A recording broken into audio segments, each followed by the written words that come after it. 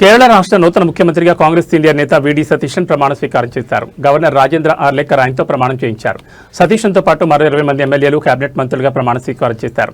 తిరువనంతపురంలోని central స్టేడియంలో అట్టహాసంగా జరిగిన ఈ కార్యక్రమానికి కాంగ్రెస్ అగ్రనేతలు రాహుల్ గాంధీ, ప్రియాంక గాంధీ, పార్టీ అధ్యక్షుడు Mallikarjun Kharge, Karnataka CM Siddaramaiah, Telangana CM Revanth Reddy, deputy CM Bhatti Vikramarka తదితర నేతలు ముఖ్య అతిథులుగా హాజరయ్యారు. కాగా ఈ నెల 4న వెలువడిన అసెంబ్లీ ఎన్నికల ఫలితాల్లో యూడీఎఫ్ కూటమి అద్భుత విజయం సాధించింది. మొత్తం 140 అసెంబ్లీ స్థానాలు గాను 106 సీట్లు గెలుచుకుని విజయకేతనం ఎగురవేసింది. ഞാൻ